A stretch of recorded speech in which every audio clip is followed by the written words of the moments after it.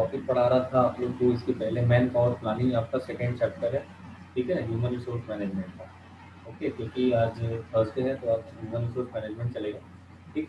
तो इसमें मैं चैप्टर स्टार्ट कर दिया था man power planning, man power की मीनिंग, कॉन्सेप्ट, ठीक है, फेजेस, ये सब मैंने बता दिया। फिर अब क्या बताना है मुझे, आपका जो मैन पावर प्लानिंग है उसका बताना है क्या, इम्पोर्टेंस ऑफ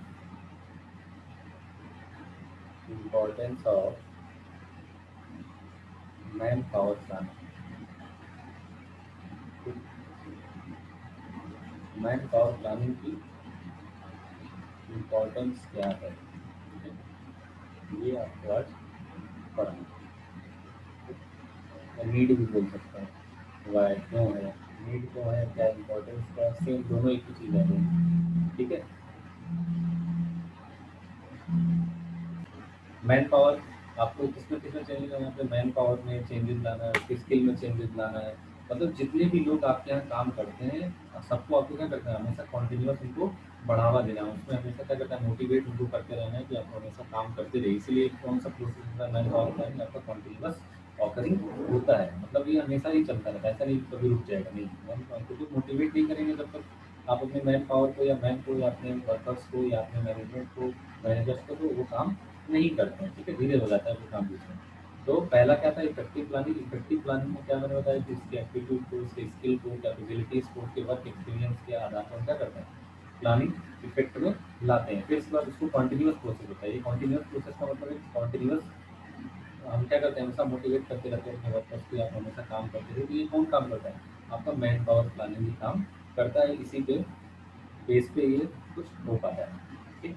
फिर नेक्स्ट आपका आएगा third, technological changes. Technological changes, technology अगर चेंज करते हैं तो उससे भी क्या होता है, मैन पावर प्लानिंग हमेशा बढ़ती है। जैसे अभी पुरानी मशीन लगाए हैं, ठीक है, तो वो थोड़ा कम काम कर रही है। अगर कोई मतलब मॉडर्न मशीन लगा देंगे तो क्या होगा, ज़्यादा काम करने लगेगा, उनको ज़्यादा इफेक्ट से काम कर लेगा। उनको बता दिया जाए कि नहीं ऐसे ऐसे काम करना है। जैसे अगर मशीन को दे दी है लेकिन वर्कर केवल अपने से वही काम कर रहा है तो फिर उसके लिए दिक्कत हो जाएगा। लेकिन अगर उसको कोई ट्रेनिंग दे दिया, ठीक, कोई टेक्निक बताने वाला आ गया उसको कि हाँ ये ऐसे ऐसे करेंगे तो ज़्यादा प्रोडक्शन होगा, जो कम टाइम लगेगा, ठीक है। तो उससे क्या होगा, टेक्नोलॉजिकल चेंजेस से भी क्या होता है, मैन पावर प्लानिंग क्या करता है, वो इम्पोर्टेंट होता है कि टेक्नोलॉजी अगर चेंज हो रही है तो मैन पावर प्लानिंग भी इसके हिसाब से क्या होता है, चेंज करते हैं, ठीक है, कि कौन सा मशीन लेना है, कौन सा प्रोडक्ट लेना है, ठीक है, कब आपका मशीन को चेंज करना है, कब मॉडर्न टेक्निक्स में जाना है। ये सभी चीज़ें कौन सिखाती है आपको, मैन पावर प्लानिंग भी सिखाती है, ठीक है। तीन तीन पॉइंट में कोई दिक्कत है, इफेक्टिव प्लानिंग, कॉन्टिन्यूस ऑपरेटिंग और टेक्नोलॉजिकल चेंजेस। प्राची, ठीक है, ओके। नेक्स्ट आते हैं आपका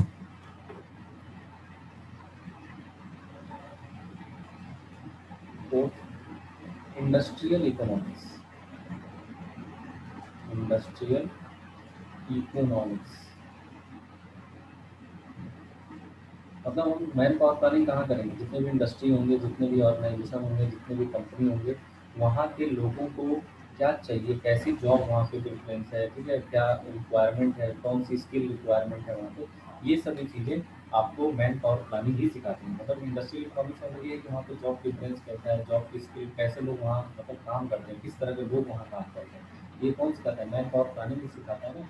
मतलब हाँ, वहाँ के लोग ऐसे काम करते हैं, वहाँ के वर्कर बहुत ही वेल मेंटेन करते हैं, ठीक है, वहाँ के मैनेजर जो है वो काफ़ी हाई फाई हैं। वो मतलब अपना काम जो है टाइमली करते हैं, टाइम पे जाते हैं, टाइम पे सब अपना काम करते हैं। तो ये कौन सिखाता है, मैन पावर प्लानिंग ही सिखाता है, ठीक, ओके। फिर नेक्स्ट आता है identification of identification of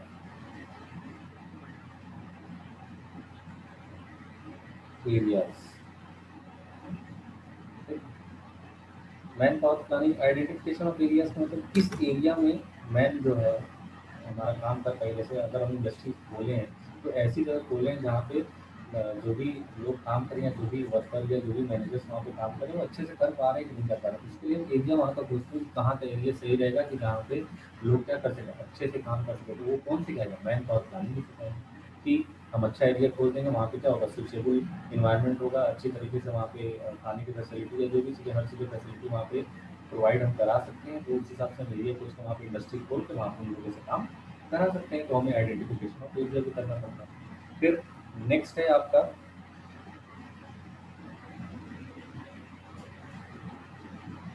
man power resources,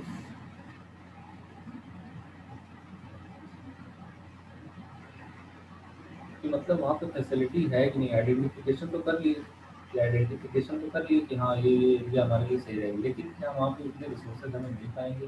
क्या हम फैसिलिटी वहाँ पे दे पाएंगे? क्या हम वहाँ पे घर सभी वर्कर के लिए बना पाएंगे कि वहाँ रह सके? मैनेजर्स के लिए क्या हम वहाँ पे फैसिलिटी कोई दे पाएंगे?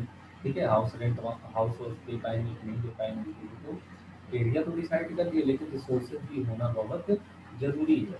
ठीक है, कि मतलब वहाँ के जो एम्प्लॉई हैं, वहाँ के जो एम्प्लॉयर हैं, या वहाँ के जो आपके मैनेजर्स हैं, वहाँ के जो सुपरवाइजर्स हैं, क्या हम उनको अच्छे तरीके से काम देने के बाद भी क्या उनको और भी कोई फैसिलिटी दे पा रहे हैं कि नहीं दे पा रहे हैं? काम तो ले रहे हैं, ठीक है, लेकिन क्या हम उनको और फैसिलिटी दे रहे हैं कि नहीं दे रहे हैं? ठीक है, अगर हम कोई क्या बोलते हैं, अगर हम कोई मैन को लिए या सुपरवाइजर या मैनेजर या वर्कर लिए, तो क्या वो स्किल्ड है कि नहीं है, ठीक है, क्वालिफाइड है कि नहीं है? तो ये सब चीज़ें किसमें आती है?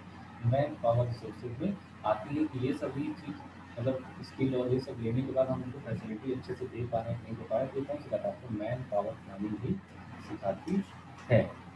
ठीक। नेक्स्ट नेक्स्ट आपका आता है क्या? Growing national concern. अगर मैन पावर प्लानिंग आपकी अच्छी होगी, ठीक है, तो एम्प्लॉयमेंट बढ़ेगा। ठीक है, कि अगर कोई कंपनी आप स्टार्टअप करते हैं, कोई भी चीज़ें अगर आप खोलते हैं, वहाँ पे मैन पावर अगर अच्छी है, तो कंपनी क्या होगी, हमेशा आगे बढ़ेगी और एम्प्लॉयमेंट क्या होगा, बढ़ेगा, डेवलपमेंट बढ़ेगा देश का। प्लानिंग अगर अच्छी करते हैं, अगर प्रोग्रामिंग अच्छी करते हैं, ठीक है, तो हमारा कंट्री क्या होगा, इससे डेवलप होगा नेशनल लेवल पे, पूरे वर्ल्ड, पूरे इंडिया में डेवलप हो जाएगा आपकी चीज़। क्योंकि तो क्यों? क्योंकि आपकी मैन पावर प्लानिंग अच्छी है। तो इससे, क्योंकि मैन पावर प्लानिंग किसको इफेक्ट करता है? सीधे नेशनल लेवल को इफेक्ट करता है, हमारे सीधे इंडिया में इफेक्ट करता है कि हाँ ये कंपनी अच्छी है, यहाँ के लोग अच्छे हैं, यहाँ पे काम अच्छा करते हैं। तो इससे नेशनल आपका कंसर्न भी क्या होता है, आगे बढ़ता है। ठीक। नेक्स्ट आपका लास्ट जो है, ठीक है, ग्रोइंग इंटरेस्ट और growing interest in total process of management. Total process of management. ठीक। मतलब इसमें ध्यान रखना है आपको कि यहाँ पे जो मैनेजमेंट है, उसमें हम क्या करते हैं, उसको भी इंटरेस्ट को बढ़ाते हैं। ऐसा नहीं कि मतलब हम काम तो कराते चले जा रहे हैं, लेकिन उन्हें टाइम पे सैलरी नहीं दी। ठीक है, सब कुछ काम कर रहे हैं, लेकिन उनके साथ व्यवहार नहीं अच्छा कर रहे। तो ये सभी चीज़ें किसमें आती है? तो ग्रोइंग इंटरेस्ट प्रोडक्ट मतलब हमको मैनेजमेंट के ऑल प्रोसेस में क्या करना होता है, वृद्धि करना होता है। मतलब हर चीज़ें आपको बढ़ानी चाहिए। ऐसा नहीं कि रिलेशनशिप अच्छा ही नहीं रखते हैं अपने वर्कर से, सुपरवाइजर से। ठीक, सैलरी देते रहे लेकिन रिलेशनशिप नहीं अच्छा है। सैलरी कम दे रहे हैं या सैलरी अच्छे से नहीं दे रहे हैं, टाइमली नहीं दे रहे हैं, लेकिन रिलेशन अच्छा है, ऐसा नहीं। मतलब सभी चीज़ों में आपको क्या करना पड़ेगा, मैनेजमेंट के हर रिसोर्सेज में, हर प्रोसेस में आपको क्या करना पड़ेगा, आगे रहना पड़ेगा। तो ये कौन सिखाता है? Growing industry total process of management के अंतर्गत आता है, और ये किसके अंतर्गत आता है? आपका मैन पावर प्लानिंग के अंतर्गत। ठीक। तो हमने मैन पावर प्लानिंग की इम्पोर्टेंस के बारे में क्या पढ़ा है आपको? पहला पढ़ा है कि इफेक्टिव प्लानिंग होना चाहिए।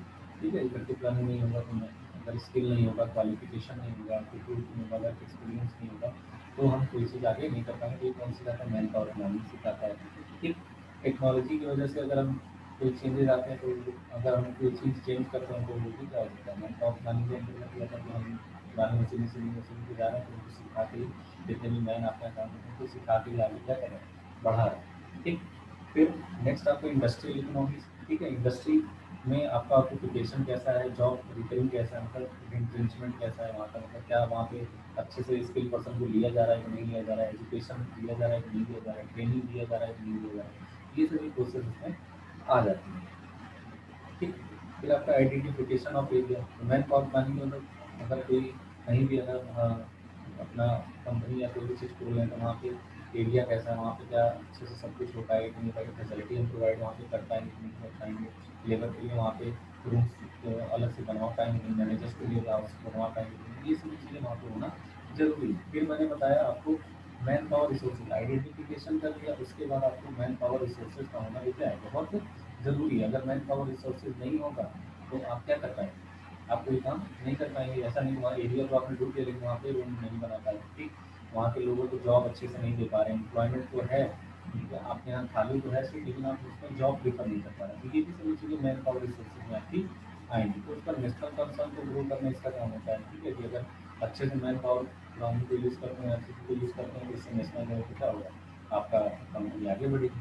फिर ग्रोइंग इंटरेस्ट में टोटल प्रोसेस हम मैनेजमेंट, ऐसे इसमें मैंने ये बताया कि अगर आप सभी चीज़ें अच्छे से कर रहे हैं तो आपको सभी प्रोसेस ऑफ मैनेजमेंट को क्या करना पड़ेगा, आगे बढ़ाना पड़ेगा। ये नहीं कि किसी के साथ रिलेशन अच्छा नहीं है, उसको सैलरी अच्छे से नहीं दे रहे, या टाइम भी नहीं दे रहे, या सभी को सैलरी अच्छे से नहीं दे रहे, या टाइम भी नहीं दे रहे, तो ये सभी चीज़ें किसमें आएंगी, आपको आएंगी मैन मैन पावर प्लानिंग के इम्पोर्टेंस में। इसमें इसमें आपको कोई प्रॉब्लम है तो जल्दी से बता बातचीत।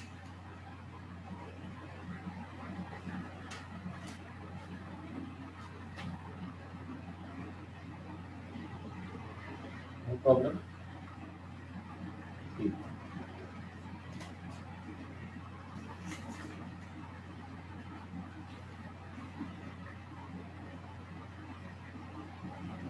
फिर आपके आते हैं लिमिटेशन।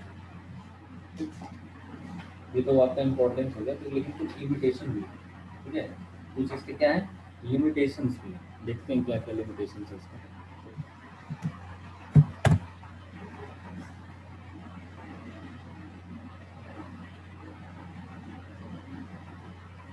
लिमिटेशंस और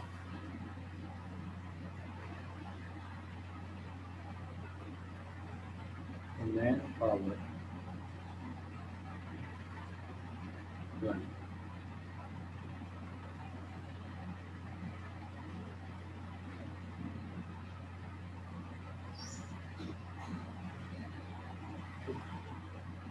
limitation of man power planning. देख, पहले लिमिटेशन क्या है इसमें, ध्यान रखिएगा।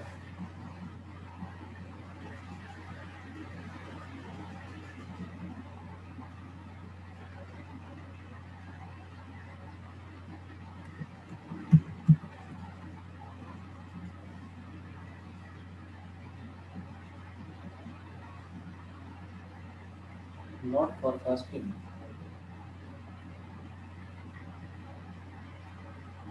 और शॉर्ट रेंज, शॉर्ट रेंज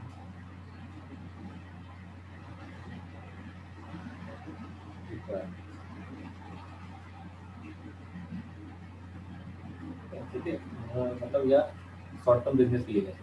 मतलब मैन पावर प्लानिंग जो शॉर्ट टर्म बिजनेस के लिए नहीं होता, या जो छोटे मोटे बिजनेस काम करते, छोटे छोटे ऑर्गेनाइजेशन काम करते हैं, उनके लिए मैन पावर प्लानिंग आपका काम नहीं करता है, बड़े बड़े चीज़ों के लिए काम करता है, या बड़े रेंज के लिए काम करता है, शॉर्ट रेंज के लिए काम नहीं करता है। ये नहीं कि आपका 10 वर्कर 5 वर्कर काम कर रहे हैं तो उसके लिए मैन पावर नहीं, अगर तो 100 200 500 600 1000 अगर आप यहाँ काम कर रहे हैं तो उसके लिए होता है। तो ये लिमिटेशन इसकी बहुत क्या है, पहली लिमिटेशन है कि मतलब ये अगर शॉर्ट रेंज का अगर कोई रिक्वायरमेंट होगी आपको, तो ये उसमें फोरकास्ट नहीं कर पाएगा, बता नहीं पाएगा कि कितना लेना है, कैसे लोगों को लेना है, तो आप कैसे कोई भी ले लीजिए, इसमें चल जाता है, ठीक। तो उसमें ये फोरकास्टिंग नहीं कर पाएगा। तो पहली चीज़ होगी। दूसरी चीज़ क्या है आपका ध्यान रखना है, दूसरी चीज़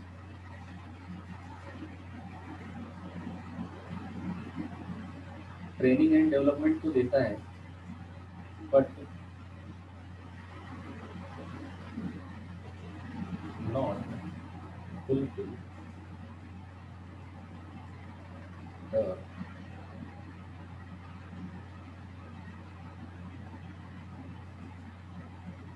training and development process, development process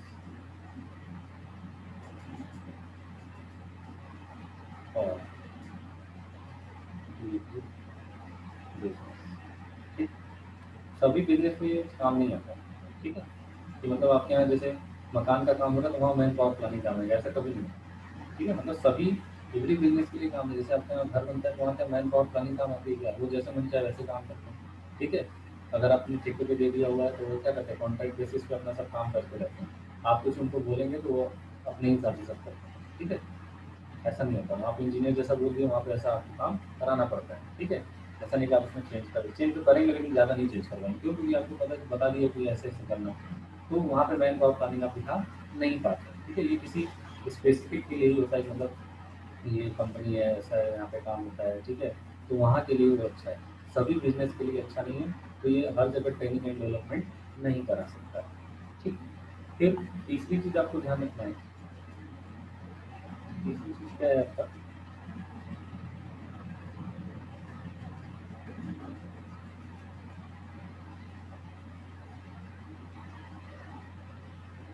weakness to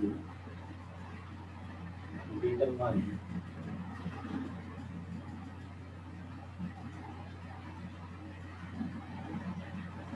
every employ performance. समझ रहे हैं? मतलब मैन पावर प्लानिंग तो सबको एक एक करके सभी चीज़ों को चेक करता है, लेकिन सभी इम्प्लॉय के बारे में अगर जानना है तो ये मैन पावर प्लानिंग का काम नहीं आता है। मतलब सबके बारे में हम जान रहे हैं कि हाँ, ये अच्छा काम करता है, ये अच्छा काम नहीं करता, उनको रैंक दे दें या जो भी कर दें, मतलब सबके लिए नहीं सही, ठीक है? कुछ पर्सन के लिए सही होता है जिसको आप चाहते हैं, मतलब हाँ ये सही हो, ये सही हो, ये सही हो। अब ये थोड़ी है कि मतलब हमारे यहाँ 1000% काम करें तो हम सबको बारे में स्किल एंड डेवलपमेंट का सबके बारे में हम उसकी निगरानी करेंगे, वो नहीं कर पाएंगे ना। तो मैन पावर करने में तो कुछ लोग, जैसे 1000 तो 100 लोग काम क्या कर रहे हैं, अपना देख रहे हैं, चेक कर रहे हैं, सब कुछ कर रहे हैं, उसके बाद हमें इग्नोर कर रहे हैं। मतलब सभी इम्प्लॉय के परफॉर्मेंस को डिटरमाइन करना काफ़ी मतलब दिक्कत होता है। ये इसकी वजह सभी को नहीं कर पाएगा, कुछ लोगों को ही करता है। तो जैसे 1000 वर्कर काम कर रहे हैं, 1000 अपना एम्प्लॉयज़ काम कर रहे हैं, तो वो 100 लोग को देख पाएगा, 150 200 ऐसे लोग को ही देख पाएगा, सबको नहीं चेक कर पाएगा, ठीक है? तो ये इसकी क्या है, वीकनेस है। फिर आता है आपका नेक्स्ट,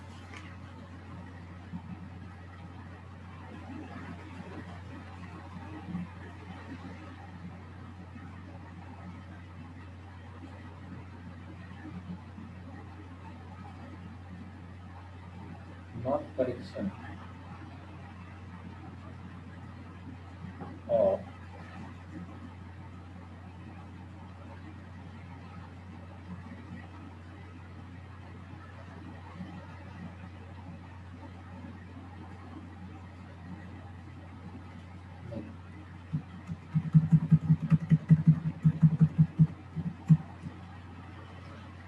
नॉट स्विचेबल फॉर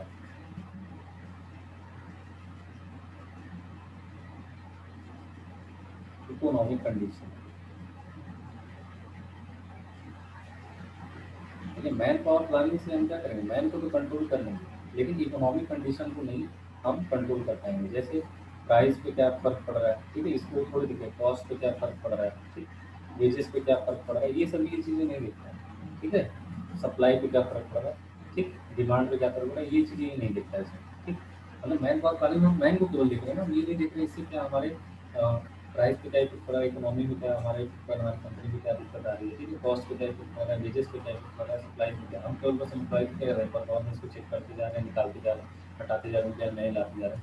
लेकिन इसके हमको ये, लेकिन ये नहीं बताता कि हाँ, फिर उससे प्राइसिंग में क्या चेंज है, उससे कॉस्ट में क्या चेंजिंग हुआ आपके प्रोडक्ट के, उसके उससे मतलब हम अगर हम किसी चीज़ को निकाल रहे हैं, किसी वर्कर को निकाल रहे हैं, तो वेजेस में क्या चेंज आया, वेजेस पेमेंट सिस्टम क्या है, सप्लाई में क्या चेंजेस आ गया, डिमांड में क्या चेंजेस आ गया आपका प्रोडक्ट के, ये सभी ये चीज़ें नहीं बताता। केवल बताता है कि हाँ, ये बिज़नेस है, अगर ऐसा नहीं करते हैं तो आप इनको निकाल दीजिए, परफॉर्मेंस अगर अच्छा नहीं करते हैं तो इनको निकाल दीजिए, ठीक है? टेक्नोलॉजिकल अगर चेंजेस होता है तो भी ये नहीं बताता, ठीक है? जैसे ऑटोमोबाइल में ही क्या होता है कि जैसे आपकी गाड़ी में है, जैसे मैं ऐसे बता रहा हूँ, अगर टेक्नोलॉजिकल चेंजेस होता है तो उसमें क्या होता है कि मतलब जैसे ऑटोमोबाइल ऑटोमोबाइल का मतलब आपका कार वार जैसे ले लीजिए, ठीक है? आपकी कार एकदम धंधे से बिक रही थी, लेकिन अब जैसे लॉकडाउन में क्या हुआ कि जैसे आप यहाँ 1 लाख वर्कर काम कर रहे थे, लेकिन लॉकडाउन की वजह से आप काम नहीं करा पाए, 85,000 वर्कर आप रख पाए, 50,000, तो अचानक से, तो ये आपको पता नहीं था ना कि ऐसा हो जाएगा कुछ किसी वजह से वर्कर कम करने पड़ जाएंगे, जिससे आपके प्राइस पे इफेक्ट पड़ जाएगा। अब आपको उन 50,000 लोगों से आप उतनी प्रोडक्ट नहीं बनवा पाओगे जितना पहले 1 लाख वर्कर से बनवा पाते थे। ठीक है, कितना भी होगा तो थोड़ा सा ज़्यादा कर देंगे, लेकिन ज़्यादा जितना 1 लाख लोग बनाते थे उतना ये नहीं बना पाएंगे। क्यों? क्योंकि आपकी मैन पावर कम है। तो अगर मैन पावर कम हो जाएगी तो आप टेक्नोलॉजी नहीं यूज़ कर पाओगे, क्योंकि पूरी मशीन ही नहीं यूज़ हो पाएगी। तो ऑटोमोबाइल सेक्टर में चाहते हैं, मोबाइल सेक्टर में चाहते हैं, एनीथिंग जो भी आप काम करते हैं, तो अधिकतर जो टेक्नोलॉजी जितनी चीज़ें होती है, तो ऑटोमोबाइल्स हो गए, आपके स्मार्टफोन्स हो गए, आपके इलेक्ट्रॉनिक, आपकी टीवी फ्रिज, ये सब चीज़ें जो होती हैं, कि अगर आपके यहाँ वर्कर नहीं है तो आप ज़्यादा से ज़्यादा काम करा ही नहीं पाएंगे। ठीक है, कितना आप दूसरे से कराएंगे या मशीन से कराएंगे? मशीन को भी चलाने के लिए भी तो वर्कर चाहिए। ठीक है, तो अगर आप 1 लाख वर्कर से 50,000 वर्कर हो गए, तो इससे भी आपको क्या होगा? टेक्नोलॉजिकल चीज़ें से भी दिक्कत होती है, मतलब आप जो नया कंपटीटर है आपका नया मशीन यूज़ कर रहा है, आप पुराना ही यूज़ करते चले जा रहे हैं। तो इससे भी क्या होता है, कंपनी को काफ़ी दिक्कत होता है, मैन पावर प्लानिंग इसको एब्जॉर्ब नहीं कर पाता, ये इसकी लिमिटेशन है। तो मतलब हमने इसमें क्या पढ़ा लिमिटेशन में आपकी, फॉर कॉस्टिंग जो है वो शॉर्ट रेंज रिक्वायरमेंट ये नहीं कर पाता है, मतलब ये केवल लॉन्ग रेंज के लिए होता है, शॉर्ट रेंज के लिए नहीं कर पाता। और ये पूरी तरीके से कहीं भी डेवलपमेंट प्रोसेस नहीं कराता एग्री बिजनेस के लिए, मैंने अभी बताया आपको किस बिजनेस के लिए नहीं कर पाता। ठीक है, कि अगर आप हाउस बनवाते हैं या कोई भी चीज़ करवाते हैं तो वहाँ पे आपका ये मैन पावर प्लानिंग नहीं चलता है। Weakness to determine every employ performance, मतलब इसकी वीकनेस है कि सभी एम्प्लॉय के परफॉर्मेंस को आप चेक नहीं कर सकते, केवल कुछ लोगों के ही परफॉर्मेंस को या कुछ एम्प्लॉयज या कुछ वर्कर्स के लिए आप परफॉर्मेंस को चेक कर सकते हैं। ये इकोनॉमिक कंडीशन के लिए शेड्यूलिंग के बारे में बताता ही नहीं है कि मतलब वहाँ अगर आप मैन पावर प्लानिंग करते हैं, जैसे प्राइस में क्या चेंजिंग आ रही, कॉस्ट में क्या चेंजिंग आ रही, वेजेस में क्या चेंजिंग आ रही, सप्लाई में क्या चेंजिंग आ रही, तो ये भी चीज़ें ये नहीं बताता। अगर टेक्नोलॉजिकल कोई चेंजेस होता है तो उसके बारे में भी मैन पावर प्लानिंग आपका नहीं बताता, ये इसकी क्या है लिमिटेशन। तो आज हमने क्या पढ़ा आपका, इम्पोर्टेंस ऑफ आपका मैन पावर प्लानिंग और limitation of man power planning. इसमें दिक्कत है आपको कोई तो आप पूछ लीजिए।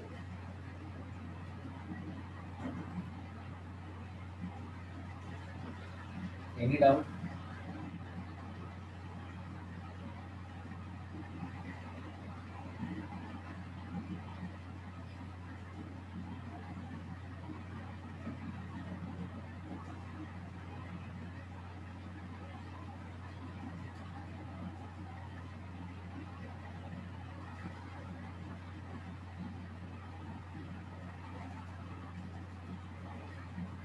कोई डाउट है बता दीजिए, पूछ लीजिए। कहीं भी किसी भी पॉइंट में कोई डाउट है प्राची को पूछ लीजिए।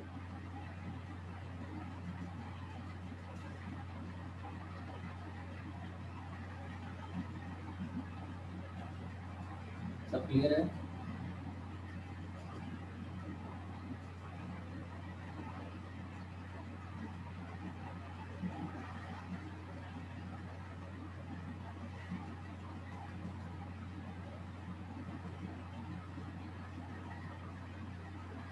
All clear?